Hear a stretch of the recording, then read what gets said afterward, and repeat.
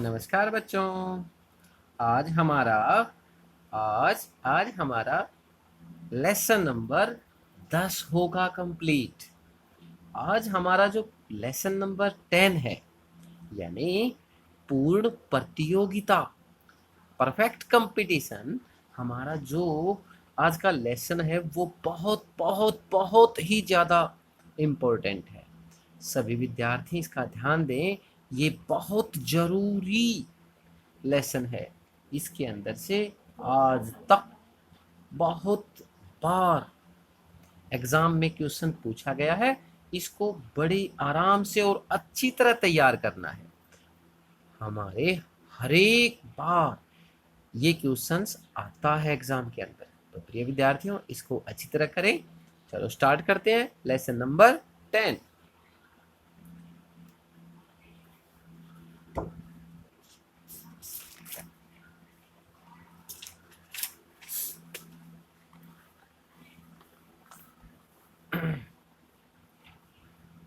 Subject क्या है? Subject economics. And what is our lesson? Lesson 10। और लेसन क्या है? हमारा लेसन है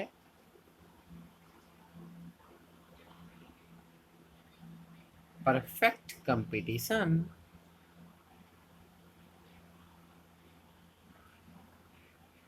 and profit maximisation. Profit maximisation,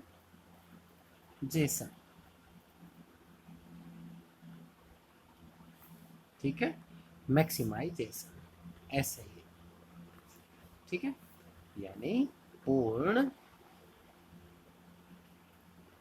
प्रतियोगिता, पूर्ण प्रतियोगिता तथा लाभ अधिकतमीकरण। अधिकतमीकरण, ठीक है, ये हमारा आज का लेसन है। बहुत आसान लेसन है। इस लेसन में कुछ भी नहीं है ऐसा जो हमें ज्यादा ध्यान देना है। थोड़ा सा पढ़ोगे बड़े आराम से समझ में आएगा। जैसे सबसे पहले हमारा क्वेश्चन उठता है कि यानी पूर्ण प्रतियोगिता है क्या? यानी एग्जाम के अंदर आता है कि पूर्ण प्रतियोगिता क्या होती है। पूर्ण प्रतियोगिता का अर्थ स्पष्ट करें। पूर्ण प्रतियोगिता से आप क्या समझते हैं? पूर्ण प्रतियोगिता के बारे में अपने विचार विस्तार पूर्वक लिखें। यानी ऐसा कोई भी क्वेश्चन आ सकता है। इसके बारे में प्यारे विद्यार्थियों, जब आपको पूर्ण प्रतियोगिता आ जाए तो क्या करना है? पूर्ण प्रतियोगिता, इसका मीनिंग लिखवा देते हैं। आपने जो लिखना है एग्जाम में ऐसा लिखते हैं तो कोई भी मार्क्स नहीं काटता है। पूर्ण प्रतियोगिता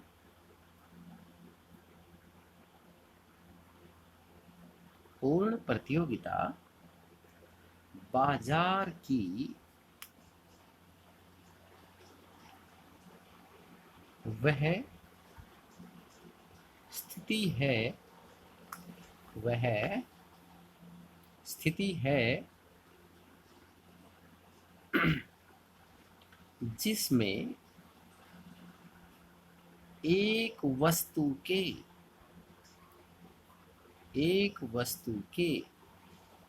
अनेक प्रतियोगी होते हैं। अनेक प्रतियोगी होते हैं और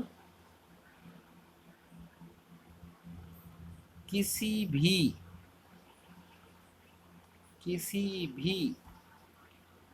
एक प्रतियोगी किसी भी एक प्रतियोगी का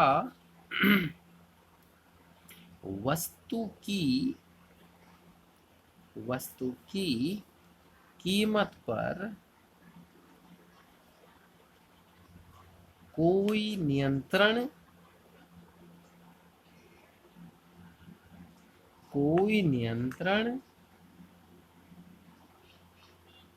नहीं होता।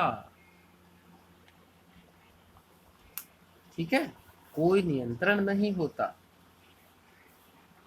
एक समान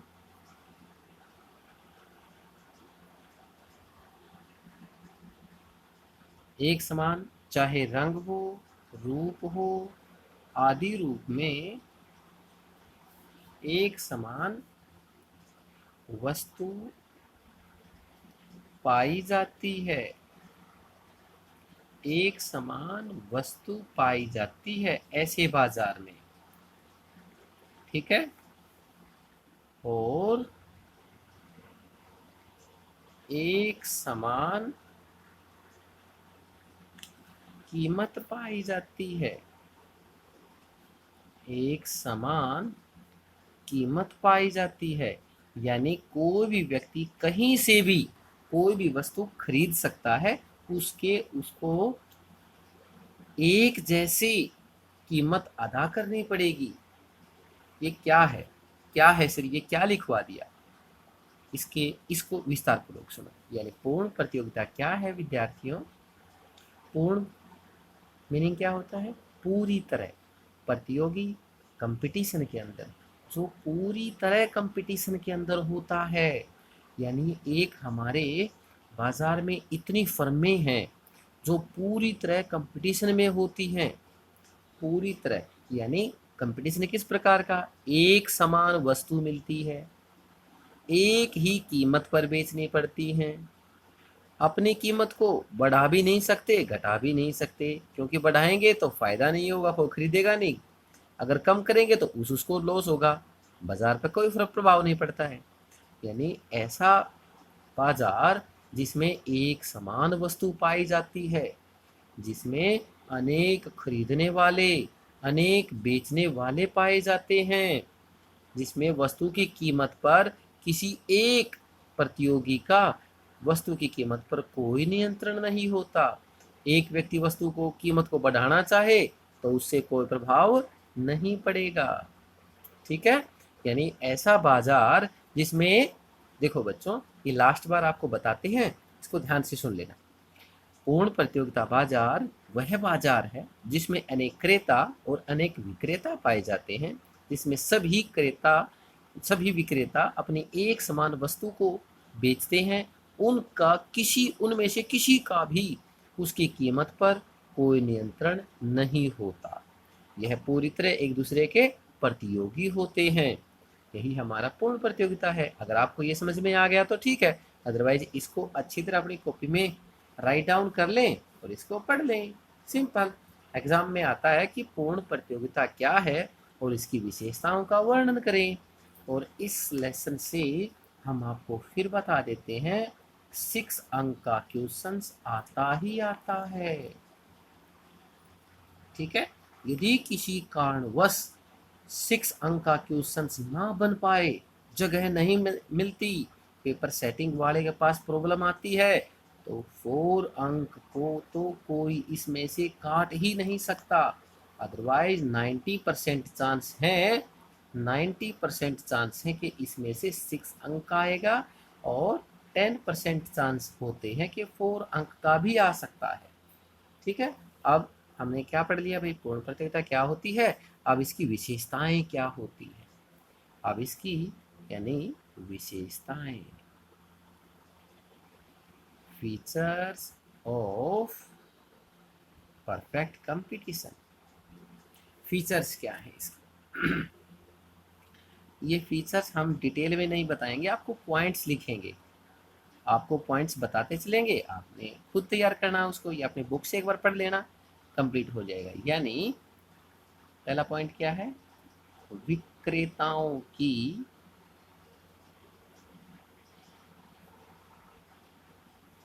अधिक संख्या, क्योंकि इसके अंदर अनेक विक्रेता पाए जाते हैं। पूर्ण प्रतियोगिता के अंदर विक्रेताओं की संख्या बहुत अधिक होती है, यानी इसके अंदर बहुत अधिक विक्रेता पाए जाते हैं। कोई प्रॉब्लम नहीं, यानी बेचने वाले बहुत ज्यादा हैं, सेकंड, क्रेताओं की, क्योंकि अगर बेचने वाले ज्यादा हैं तो खरीदने वाले भी बहुत ज्यादा होंगे, क्रेताओं की अधिक संख्या। ठीक है, यानी बेचने वाले बहुत ज्यादा हो गए, खरीदने वाले बहुत ज्यादा हो गए। ठीक है। नंबर 3, समरूप वस्तुएं, यानी इस बाजार में बहुत अधिक वस्तुएं हैं, लेकिन सभी की बहुत ज्यादा वस्तुएं हैं, लेकिन सभी रूप में एक समान होती हैं। ठीक है, सभी रूप में एक समान होती हैं, इनका रूप अलग अलग नहीं होता। फोर्थ, अच्छा रूप कैसे, ये आपको थोड़ा सा बता दें। यहाँ जो हमने पूर्ण प्रतियोगिता किया ना, यानी ये कहते हैं ऐसी कौन सी वस्तु है जिसके अनेक क्रेता और अनेक विक्रेता हैं और कीमत के ऊपर कोई नियंत्रण नहीं होता किसी एक फर्म का, एक समान वस्तु बेची जाती है, एक समान कीमत पाई जाती है, ऐसी कौन सी वस्तु होती है सर? इसका अभी तक कोई भी ठोस एग्जाम्पल नहीं बता सकते, लेकिन इससे इससे मिलता जुलता एक एग्जाम्पल है, उसका नाम हम लिख सकते हैं। जैसे गेहूं, जैसे गेहूं का उत्पादन करता है कोई किसान, अगर कोई किसान गेहूं का उत्पादन करेगा और यदि कोई एक किसान उसको उगाना ही छोड़ दे गेहूं को, क्या कीमत पर कोई फर्क पड़ेगा? या गेहूं को अधिक कीमत पर बेचना चाहे, जो बाजार में प्रचलित है उसे ज्यादा कीमत पर बेचना चाहे, तो भी उसके गेहूं नहीं बिकेंगे। यानी एक गेहूं ही एग्जाम्पल ऐसे हैं जो इसके अंदर, गेहूं चावल ये तो अनेक हो सकते हैं, लेकिन खेती वाले ही हमारे एग्जाम्पल हैं जो इसके अंदर पुट ऑफ कर सकते हैं, अदरवाइज गेहूं भी इसका एक्चुअल एग्जाम्पल नहीं है। नेक्स्ट पॉइंट, यानी पॉइंट आ गया ना हमारा, समरूप वस्तुएं, वस्तुएं एक समान होती हैं। 4 पॉइंट, पूर्ण ज्ञान, यानी इसके अंदर क्रेताओं को विक्रेताओं को अपने बाजार का पूर्ण ज्ञान होता है, सभी को किस कीमत पर बेचना है, किस कीमत पर खरीदना है, सभी को इसका पूरी तरह ज्ञान होता है, सभी को पता होता है इन चीज़ों का। ठीक है। नंबर 5, यानी फर्मों का स्वतंत्र, फर्मों का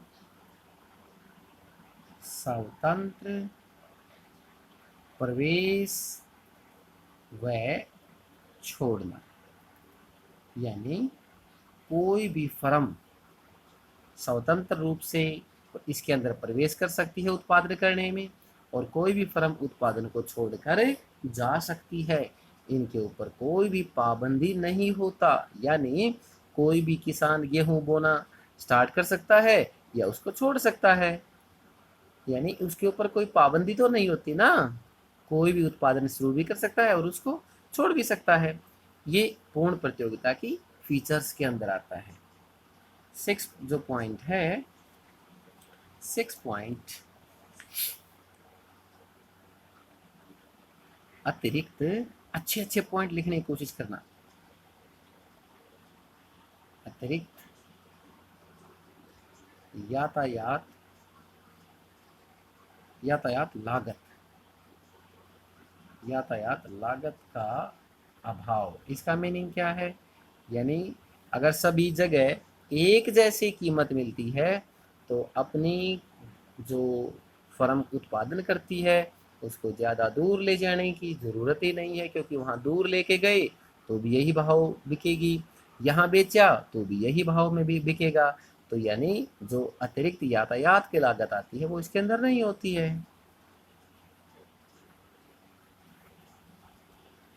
विक्रय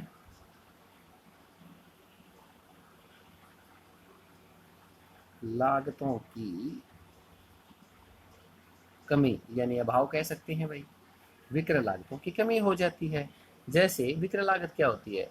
विक्रय लागत होती है जब अपना सामान बेचने के लिए हम उसके ऊपर और भी खर्च करते हैं, जैसे एडवर्टाइजमेंट करते हैं, यानी कोई भी ऐसा उत्पादन जिसको बेचने के लिए हम एडवर्टाइजमेंट करते हैं, लेकिन इसके अंदर किसी प्रकार की भी विक्रय लागत नहीं लगती। किसी ने देखा अपना गेहूं बेचने के लिए कि मेरा गेहूं ले लो। अमिताभ बच्चन को देखा कभी ऐड करते हुए मेरा गेहूं ले लो? नहीं भाई, यानी विक्रय लागतें इसके अंदर नहीं पाई जाती। ठीक है, नेक्स्ट पॉइंट है 8वां, स्वतंत्र निर्णय। स्वतंत्र निर्णय, स्वतंत्र निर्णय क्या होता है? स्वतंत्र निर्णय कि भाई ये कोई बाधा नहीं है कि हमने एक सामान उसी फर्म से खरीदना है, कोई भी बाधा नहीं है, क्योंकि सभी वस्तुओं के लिए समान रूप से कीमत प्रचलित है। कोई भी एक फर्म दूसरी फर्म से अपना सामान खरीद सकती है, या तीसरी फर्म से खरीद सकती है, या चौथी फर्म से खरीद सकती है। यानी जो स्वतंत्र लेने वाला है वो स्वतंत्र रूप से निर्णय ले सकता है कि उसने किससे अपना सामान खरीदना है। अब उसकी प्रॉब्लम तो ये ख़त्म हो गई कि भाई वहाँ सस्ती मिलेगी, वहाँ महंगी मिलेगी। खरीदने वाला कहीं भी खरीद सकता है और बेचने वाला कहीं पर भी बेच सकता है, क्योंकि उसे समान कीमत मिलती है। ठीक है, ये हमारे पॉइंट हो गए हैं। ठीक है, ये हमारे 8 पॉइंट हो गए हैं। इसके पॉइंट्स और भी हैं, लेकिन यदि आप इसको 8 पॉइंट लिखने की बजाय भी यदि 6 पॉइंट भी लिख देते हैं, आठों के अंदर से कोई भी 6 पॉइंट्स भी लिख देते हैं, तो आपको कंप्लीट मार्क्स आते हैं। क्योंकि एग्जाम में आता है कि भाई पूर्ण प्रतियोगिता क्या होती है और इसकी विभिन्न विशेषताओं का वर्णन करें। पूर्ण प्रतियोगिता हो गया हमारा मीनिंग, और इसकी विशेषताएं हो गई। और विशेषताओं को ऐसे नहीं छोड़ के आना है, जो हमने लिख दिया ऐसे नहीं छोड़ के आना है, इसके बारे में कुछ कुछ लिखना है। विक्रेताओं की अधिक संख्या क्या होती है, इसके बारे में थोड़ी थोड़ी बातें लिखनी है। इसी प्रकार क्रेताओं की अधिक संख्या के रूप में लिखना है। ठीक है, इसके बारे में हमने केवल पॉइंट पॉइंट लिखे हैं, इसके बारे में आपने खुद लिखना है, जो हमने बोला है वही लिख दो, बहुत है। नेक्स्ट, यानी अब कहते हैं कि भाई पूर्ण प्रतियोगिता के अंदर प्रश्न 2-3 बनते हैं इसके क्वेश्चंस। ठीक है, इसके क्वेश्चन 2-3 बनते हैं। अब वो 2-3 क्वेश्चन किस प्रकार से आपको समझ में आए, किस प्रकार आप इनको करोगे, वो हम आपको बताते हैं। ठीक है, यानी हमने पूर्ण प्रतियोगिता सीख लिया, उसकी फीचर सीख ली। अब क्या सीखेंगे हम? अधिकतम लाभ। क्या सीखेंगे?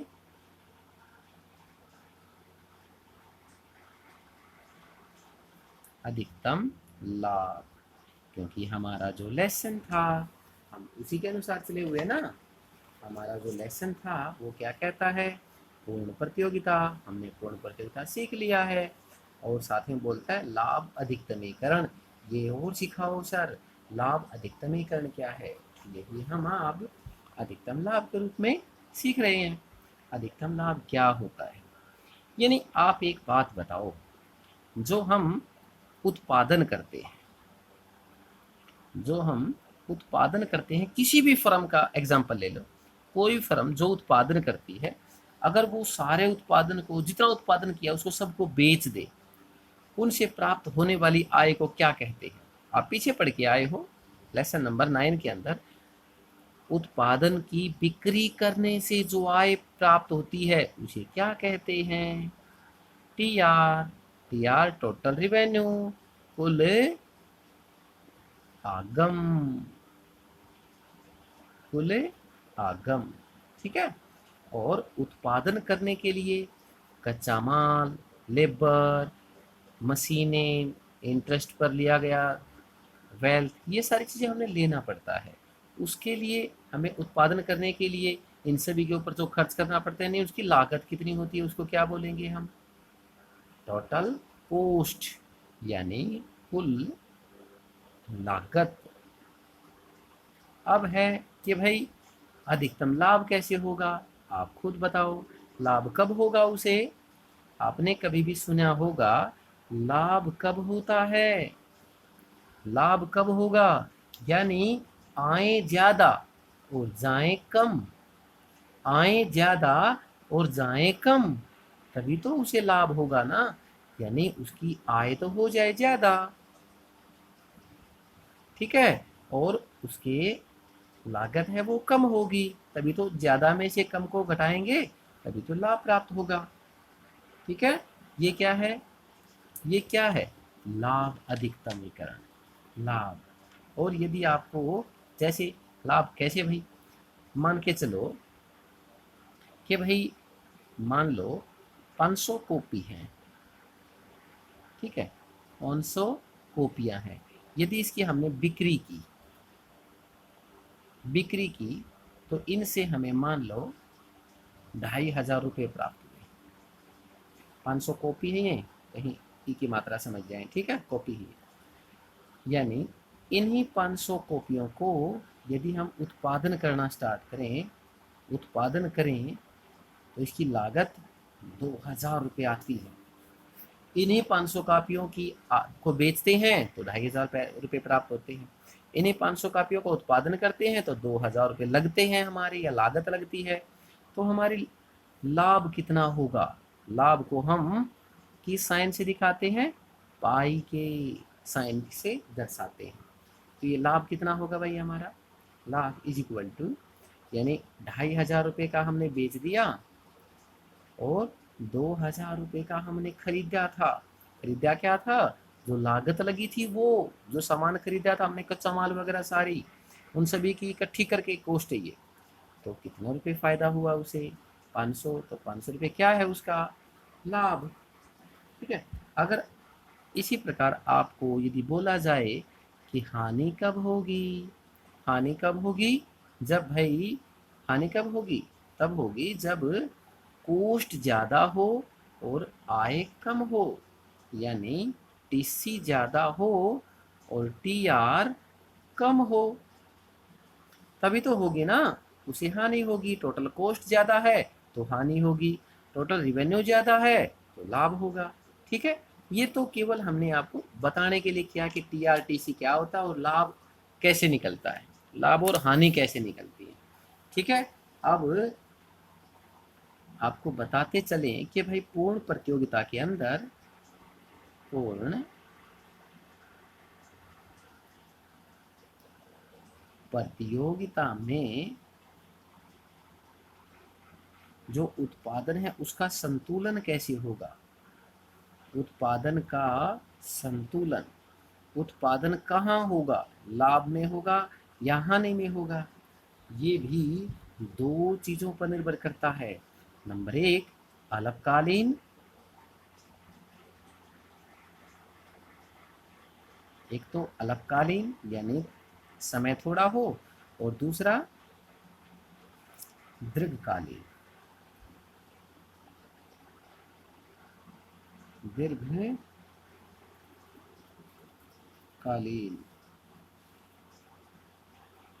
ये मच्छर बड़े दुखी कर रखे हैं भाई, एक आध आ जाता है बीच में। अल्पकालीन एवं दीर्घकालीन, तो हम पहले इसके अंदर आपको पता है कि भाई अल्पकाल क्या होता है। अल्पकाल इतना कम समय होता है जिसके अंदर कुछ साधन परिवर्तनशील होते हैं और कुछ साधन स्थिर होते हैं। स्थिर साधनों में परिवर्तन नहीं होता, केवल जो परिवर्तनशील साधनों में परिवर्तन करके हम उत्पादन में परिवर्तन कर सकते हैं। और दीर्घकाल क्या होता है, दीर्घकाल इतना लंबा समय होता है जिसके अंदर सभी साधन परिवर्तनशील होते हैं, इसके सभी साधनों में परिवर्तन करके हम उत्पादन में परिवर्तन कर सकते हैं।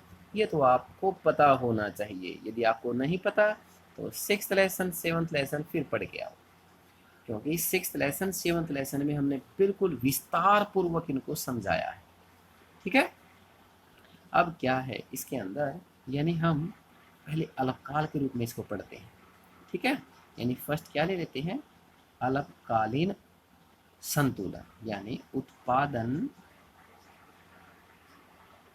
का अल्पकालीन संतुलन। अल्पकालीन संतुलन, संतुलन, अल्पकालीन संतुलन क्या है, अल्पकालीन संतुलन की दो प्रकार से प्राप्त कर सकते हैं हम। एक तो यानी कुल आगम के रूप में,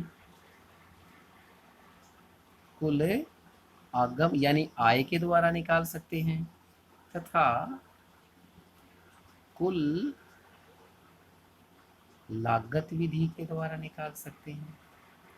लागत विधि भी हो गई ना, क्योंकि दो प्रकार से है, या तो टीआर से निकालो या टीसी से निकालो। ठीक है, समझ में आ गई? दोनों परिस्थितियों के द्वारा हम निकाल सकते हैं, चाहे आय के द्वारा निकालो या लागत के द्वारा। इस दोनों के अंदर हम क्या चाहेंगे, यानी हमें अधिक से अधिक लाभ प्राप्त हो। क्या प्राप्त हो? अधिक से अधिक लाभ प्राप्त हो। यानी यदि हम उत्पादन करने वाले हैं, हमारी कोई कंपनी है, तो हम क्या चाहेंगे, हमें ज़्यादा से ज़्यादा लाभ प्राप्त हो, यानी लागत कम हो जाए, आय बढ़ जाए, ऐसा ही चाहेंगे ना, लाभ ज़्यादा से ज़्यादा हो। ये कब होगा? यही हमने आपको बताया कि भाई जब पाई मीन हमारा जो प्रॉफिट है वो कितना होगा, जब टी आर ज़्यादा होगी और टी सी कम होगी, तभी तो होगा ना। यानी टी आर ज़्यादा और टी सी कम, तभी तो लाभ होगा। इसको हम आपको एक डायग्राम के द्वारा समझाते हैं, बहुत ही अच्छी तरह समझ में आएगा। ठीक है, इसको अच्छी तरह समझो। डायग्राम अगर समझ में आ गया तो अधिकतम लाभ फिनिश।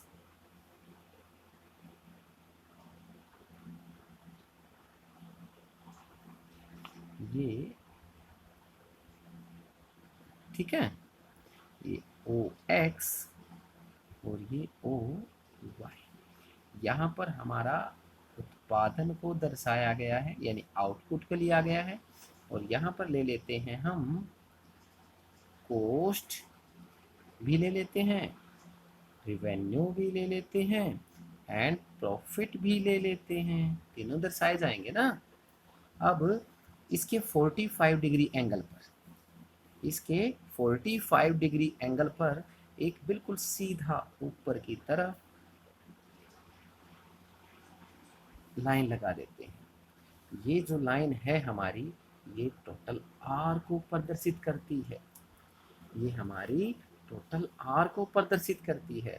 इसके अंदर क्या है सर? देखो देखो प्यारे विद्यार्थियों, समझने की कोशिश करो।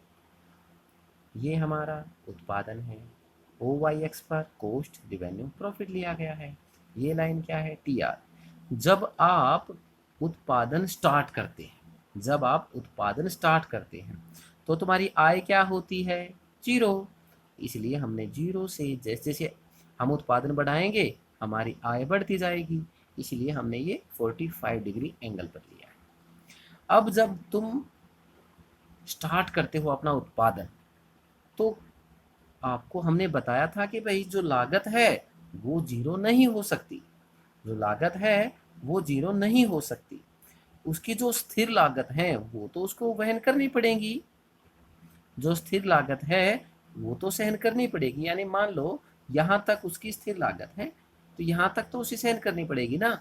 और जैसे जैसे वो उत्पादन, जैसे एक वस्तु बनाई, दो वस्तु बनाई, तीन वस्तु बनाई, तो धीरे धीरे जैसे जैसे उत्पादन बढ़ाएगा, आरंभ में उसकी लागत बढ़ती है, आरंभ में उसकी लागत बढ़ती है, आरंभ में लागत बढ़ेगी, लेकिन जैसे जैसे उत्पादन बढ़ता जाएगा उसकी लागत कम होती जाएगी। हो गई भाई। अब जैसे जैसे वो और उत्पादन करेगा उसकी लागत और कम होती जाएगी, उसकी लागत और कम होती जाएगी।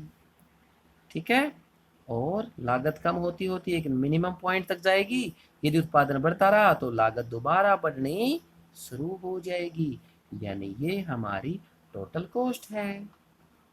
क्या समझ में आया कि भाई आरंभ में जब उत्पादन करते हैं तो टी आर तो यहाँ है, टी आर तो जीरो है, कॉस्ट ज़्यादा है। जब स्टार्टिंग में उत्पादन करते हैं तो उत्पादन जब बढ़ेगा तो लागत बढ़ेगी, आय कम है लागत बढ़ेगी। यहाँ पर उसे क्या है? लॉस होने लग रहा है। क्या है? लॉस है इस पॉइंट पर उसको, क्योंकि लागत ज़्यादा है, आय कम है। अब जैसे जैसे उत्पादन बढ़ेगा उसकी लागत कम होती आएगी और इस पॉइंट पर आय के साथ टकरा जाएगी। इस पॉइंट पर उसे ना तो लाभ होता है और ना हानि। इस पॉइंट को बोलते हैं ब्रेक इवन पॉइंट। क्या बोलते हैं इसको? Break even point. Break even point क्या है? हाँ प्यारे बच्चों, इस बात को सुनते चलें। एक बार हमारे अंदर एग्जाम के अंदर ये क्वेश्चन आया था, ब्रेक इवन पॉइंट क्या होता है। ब्रेक इवन पॉइंट क्या होता है अभी अभी आपको बता दें। यहाँ पर टीसी और टीआर दोनों एक जैसे हैं। यहाँ पर ना तो लाभ होगा और ना हानि। 1 मार्क्स का क्वेश्चन आया था कि ब्रेक इवन पॉइंट क्या होता है, यानी इसके ऑप्शन में दे रखा था भाई क्या क्या होगा, हानि ज्यादा या लाभ ज्यादा, हानि लाभ दोनों एक जैसे, या लाभ ज्यादा हानि कम, या इनमें से कोई नहीं। ऑप्शन दे रखे थे तो उसका पॉइंट्स क्या था, इस पॉइंट पर हमारी कॉस्ट भी उतनी है जितनी हमारी टीआर है, यानी टीसी और टीआर दोनों एक जैसी हैं। तो ये पॉइंट ऐसा है जहां पर ना तो लाभ होगा और ना हानि। इससे पहले लॉस होगा, उसके बाद प्रॉफिट, क्योंकि टीआर ज्यादा है टीसी कम है, और टीसी कम होगी टीआर ज्यादा होगी, तो यहाँ पर लाभ उसका बढ़ेगा। यहाँ क्या है, उसे प्रॉफिट होगा। अगर प्रॉफिट होगा तो वो और ज्यादा उत्पादन करता रहेगा, और ज्यादा उत्पादन करेगा तो एक मैक्सिमम पॉइंट के बाद उसकी लागत बढ़नी स्टार्ट हो जाएगी, और फिर जाकर इस पॉइंट पर ब्रेक इवन पॉइंट आ जाता है। ब्रेक इवन पॉइंट फिर वही, यहाँ पर ना तो लाभ है और ना हानि है। यदि वो इसे ज़्यादा भी चला जाए तो उसकी टीसी ज़्यादा हो जाएगी टीआर कम रह जाएगी। फिर वो देखेगा कि भाई हमारी टीसी ज़्यादा होगी, वो अपना उत्पादन कम कर देगा और इस पॉइंट पर लाकर फिर रोक देगा। ठीक है, यानी अपना उत्पादन कम करके लागत को कम कर देगा और आय के बराबर अपनी लागत को कर लेगा। ठीक है, यानी इसको बनाने के लिए साथ साथ में एक और पॉइंट रखें, जहां पर ये काटा है ना, इसको इसको नीचे की तरफ एक लाइन लगा दें। ठीक है, और जहां पर ये मैक्सिमम पॉइंट, मैक्सिमम क्या है, इन दोनों का डिफरेंस सबसे ज़्यादा है, ये डिफरेंस ज़्यादा है, ये यहाँ तक है ना, ये डिफरेंस ज़्यादा है, तो यहाँ से एक और लाइन नीचे की तरफ लगा दें। ये क्या है सर, अभी बताते हैं। यानी हमारा जो प्रॉफिट है, यहाँ पर प्रॉफिट कहाँ है, ये तो लॉस है। इस लाइन के नीचे अगर लाइन आएगी तो समझ जाना ये लॉस की बनाने लग रहे हैं हम, कोई प्रॉब्लम तो नहीं ना। हाँ, हम ये लॉस की बनाने लग रहे हैं, और यहाँ पर आकर ये लॉस खत्म हो जाता है, और यहाँ पर ये लॉस प्रॉफिट में बदल जाता है। हो गया, और तीसरी लाइन इसके सामने से बिल्कुल नीचे की तरफ मिला दो। ये क्या पॉइंट है, यहाँ पर लॉस फिर खत्म हो जाता है, लॉस और प्रॉफिट फिर इक्वल हो जाते हैं, और इसके नीचे की तरफ ले जाएं। इसको बोलते हैं टीपीसी, टोटल प्रॉफिट कर्व। क्या है ये, टोटल प्रॉफिट कर्व। तो प्यारे विद्यार्थियों, यदि आपको ये समझ में आ गया तो ये क्वेश्चन कंप्लीट हो गया हमारा। जैसे ये टीआर है, टीपीसी टोटल प्रॉफिट कर्व है, जो टीसी है ये टोटल कॉस्ट है। हमने आपको विस्तार पूर्वक ये जो पॉइंट है ना, यहाँ से यहाँ तक, यहाँ से लेकर यहाँ तक, इसका प्रॉफिट पॉइंट सबसे ज़्यादा है, मैक्सिमम प्रॉफिट है यहाँ पर। इसका क्या है, maximum profit in this point. ठीक है, नाम रख लेते हैं भाई। चलो, ये क्या है, हमने एस रख लिया नाम इसका, बी, और ये पॉइंट ये प्रॉफिट के रूप में आया था ना, इसका नाम एम, ज़्यादा से ज़्यादा प्रॉफिट है, ये M1, और ये पॉइंट M2। ठीक है, इसका नाम ए रख लेते हैं, कोई भी नाम रख सकते हो आप अपनी इच्छा अनुसार। जैसा तुम यहाँ पर नाम रखोगे वैसे ही इसकी एक्सप्लेनेशन आपको उठानी पड़ेगी। जो हमने आपको बताया है इसको अच्छी तरह समझें। ये क्या है, अधिकतम लाभ। क्या है ये, अधिकतम लाभ। अब हम आपको अभी बताया था कि आय होती है तो लागत भी तो होती है, यहाँ पर अधिकतम लाभ है। यदि हमारी कंपनी है, या तो हम चाहेंगे ज़्यादा से ज़्यादा लाभ हो, या सोचेंगे कि भाई न्यूनतम हानि हो। क्या सोचते हैं हम,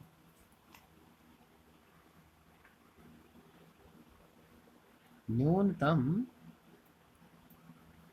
हानि हो, यानी हमारी हानि हो तो न्यूनतम हो, हम यही तो चाहेंगे। हम चाहेंगे कि हमारी हानि न्यूनतम हो। ठीक है, अब न्यूनतम हानि का डायग्राम भी बनाते हैं, वो भी समझ में आ जाए तो क्या बात है। बहुत अच्छे विद्यार्थी हो तुम, यदि आपको ये समझ में आ जाते हैं तो आपका ये क्वेश्चंस कंप्लीट हो जाता है। देखो प्यारे विद्यार्थियों, ये ओ एक्स, ये ओ वाई, ठीक है, और ये हमने क्या बनाया था, ये हमने क्या बनाया था, टी आर। क्या बनाया था, याद है, टी आर, टी आर। अब देखो भाई, इसके अंदर हमने एक टोटल कॉस्ट निकालनी पड़ेगी। पहले हम, ये टी आर है, टोटल रिवेन्यू है, ठीक है ना, हमारी क्या है, टोटल रिवेन्यू है। अब मान लेते हैं कि भाई ये जो पॉइंट है उसकी टोटल कॉस्ट यहाँ से स्टार्ट होती है, क्योंकि इसके अगर पैरेलल हम खींच दें तो ये उसकी टोटल फिक्स्ड कॉस्ट है। क्या मान के चलते हैं हम, टोटल फिक्स्ड कॉस्ट है इस पॉइंट के ऊपर, यानी ये तो उसकी फिक्स है, किराया देना पड़ेगा, लाइसेंस फीस देनी पड़ेगी, जो नियमित मजदूर हैं उनको उनको को वेतन देना पड़ेगा, चाहे उत्पादन शून्य हो तो उसकी आय कितनी हो जाएगी इस पॉइंट पर, शून्य। चाहे उसकी आय शून्य हो लेकिन उसे फिक्स कॉस्ट देनी पड़ेगी। लेकिन आपको पता होना चाहिए, यदि कोई व्यक्ति अपना उत्पादन आरंभ करता है, यानी उत्पादन आरंभ करता है, तो उसकी ये तो फिक्स है, जो परिवर्तनशील कॉस्ट है वो इस पॉइंट से स्टार्ट होगी।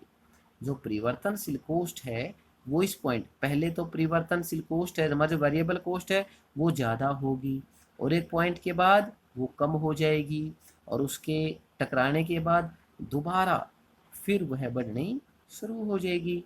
यानी ये क्या है हमारी, टीवीसी, टोटल वेरिएबल कॉस्ट। ठीक है ना, टोटल वेरिएबल कॉस्ट है। आरंभ में जब उत्पादन स्टार्ट करते हैं तो हमारी वेरिएबल कॉस्ट धीरे धीरे बढ़ती है, और एक समय के बाद यह कम हो जाती है, और जहाँ पर यह कम होती है वही हमारा मैक्सिमम मैक्सिमम पॉइंट होता है, यानी न्यूनतम हानि होती है, मिनिमम लॉस का पॉइंट होता है, मिनिमम लॉस होता है। ये कैसे सर, यानी यदि यहाँ से आगे देखें, यहाँ पर क्या है, टीवीसी ज़्यादा है, टीआर कम है, तो यहाँ पर क्या है, उसको लॉस होने लग रहा है। केवल ये पॉइंट ऐसा है, ये पॉइंट मान लो इसका नाम भी रख दिया हमने, केवल ये पॉइंट ऐसा है जहाँ पर उसको जो वेरिएबल कॉस्ट है और जो टोटल कॉस्ट है वो एक जैसी है, यहाँ पर उसको कोई लॉस नहीं होता, इसके ऊपर फिर लॉस स्टार्ट हो जाता है, ये पॉइंट ही उसका लॉस का है, तो यही पॉइंट है उसका जो मिनिमम लॉस है उसकी। अगर टोटल कॉस्ट के द्वारा इसको निकालें, हमने आपको बताया था ये पॉइंट क्या है, टोटल फिक्स्ड कॉस्ट। तो टोटल फिक्स्ड कॉस्ट के अंदर अगर टीवीसी को ऐड कर दें, total fixed cost plus TVC को ऐड करते हैं तो क्या बन जाएगा, टीसी बन जाएगा ना। क्या बन जाएगा हमारा, टीसी बन जाएगा। टीसी कब बनेगा, यानी हमारा जो टीएफसी है इसके अंदर टीवीसी को ऐड कर दो, यानी इसके बिल्कुल पैरेलल लेके चलो ऊपर की तरफ, बिल्कुल पैरेलल, ठीक है, बिल्कुल पैरेलल लेके चलना है ऊपर की तरफ। तो ये क्या हो जाएगा हमारा, टीसी, और इसको ऊपर की तरफ बढ़ाएंगे तो केवल केवल, यानी ये पॉइंट ए हो गया, ये पॉइंट बी, ये पॉइंट है जो हमारा मिनिमम लॉस का पॉइंट है। ठीक है, ये पॉइंट क्या हमारा मिनिमम लॉस का पॉइंट है। इसको आप यदि अपने शब्दों में विस्तृत वर्णन कर दें तो हमारा जो मिनिमम लॉस है वो कंप्लीट हो जाएगा। ठीक है, ये हमारा मैक्सिमम प्रॉफिट का है और ये हमारा मिनिमम लॉस का है। एक उत्पादन करने वाले को क्या चाहिए, या तो ज़्यादा से ज़्यादा लाभ चाहिए, और यदि लाभ नहीं होता तो उसे कम से कम हानि चाहिए, यानी यही पॉइंट है जिसको कम से कम हानि होगी। अब इसके अंदर आपने देखा होगा कि हमने वही है, ये भी वही है, यहाँ पर हमारा आउटपुट ले लिया और यहाँ पर revenue and loss and cost, यहाँ पर क्या है, लॉस लेना है, वहाँ पर प्रॉफिट लिया था, बस डिफरेंस कोई नहीं है, सेम टू सेम। ठीक है, ये हमारा क्वेश्चन कंप्लीट हो जाता है। अब इसका एक और मेथड है, हमने इसकी दो मेथड निकाला, यानी लाभ के द्वारा निकाल लिया ना, आगम के द्वारा, यानी कुल आगम और कुल लागत विधि के द्वारा निकाल लिया इसको। यानी इसकी एक और विधि है, एक तो टीआर और टीसी से निकाल सकते हैं हम। अब दूसरी मेथड है MC and MR, marginal cost and marginal revenue, इसके द्वारा भी हम इसको निकाल सकते हैं। अब हमने टीआर और टीसी से निकाल लिया, एमसी और एमआर से निकालते हैं। जो एग्जाम में बहुत अधिक बार आता है क्वेश्चन, ये क्वेश्चन आता है बहुत अधिक बार। क्या, देखो पहले इसको लिख देते हैं, आपको समझ में आ जाएगा कि भाई सीमांत आगम तथा सीमांत लागत विधि, लागत विधि, ठीक है, सीमांत लागत विधि, यह आ जाता है। अब पॉइंट्स उठता है कि भाई ये क्वेश्चंस कैसे होगा, इसकी शर्तें होती हैं बच्चों, ठीक है, यानी इसकी शर्तें होती हैं। हमें पता है इसका भी डायग्राम है, इस डायग्राम को भी हम आपको बड़े धीरे धीरे धीरे धीरे से करवाएंगे। इसके पहले पॉइंट्स ले लेते हैं कि पॉइंट्स क्या हैं सीमांत आगम और सीमांत लागत विधि के। फर्स्ट पॉइंट है कि भाई सीमांत आगम यदि सीमांत आगम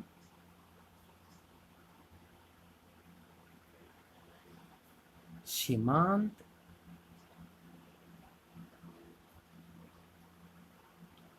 लागत से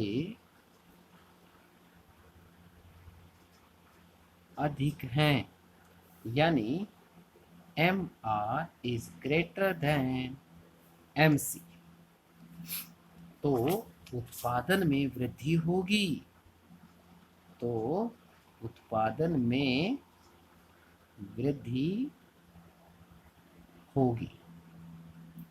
आपको पता है यानी मार्जिनल रिवेन्यू ज़्यादा है, आय ज़्यादा है, कोस्ट कम है, तो उत्पादन में तो वृद्धि होगी।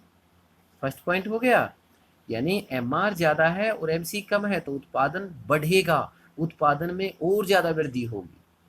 Second point, if MR is less than MC, यानी अब बताओ, यानी आय कम हो जाए और लागत ज़्यादा है, आय कम हो जाए लागत बढ़ जाए तो क्या होगा भाई, उत्पादन बढ़ेगा या कम होगा। हमारी लागत तो बढ़ने लग रही है, आय कम होने लग रही है, तो क्या करेंगे हम, उत्पादन में कमी होगी, उत्पादन में कमी होगी। हो गया सेकंड पॉइंट। और यदि पॉइंट थर्ड जो कंडीशन है इसकी वो क्या है, यदि एम आर और एम सी दोनों इक्वल हैं, यदि एम आर एम सी के इक्वल है तथा सीमांत, इस पॉइंट को ध्यान रखना, यही पॉइंट है जो हमारा क्वेश्चन खत्म करेगा, जो तथा सीमांत लागत बढ़ रही है, सीमांत लागत बढ़ रही है, ठीक है, बढ़ रही है, तो फर्म ने संतुलन की, संतुलन उत्पादन की स्थिति, यानी संतुलन स्थिति भी लिख सकते हैं, संतुलन उत्पादन की स्थिति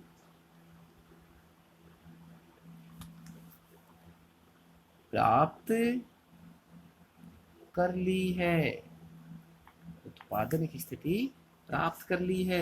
ये क्या है सर, यानी बिल्कुल बिल्कुल जरूरी चीज है ये, एम आर एम सी दोनों, देखो इसको समझाने के लिए ना हमने आपको एक डायग्राम बनाना पड़ेगा बहुत ही अच्छी तरह, और उसकी कंडीशन भी हम साथ साथ में लिखेंगे।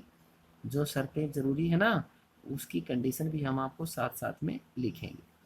ओ एक्स ओ वाई, और ये हमारा ए आर और एम आर होता है। A R equal M R, A R को हम प्राइस भी कहते हैं, ठीक है।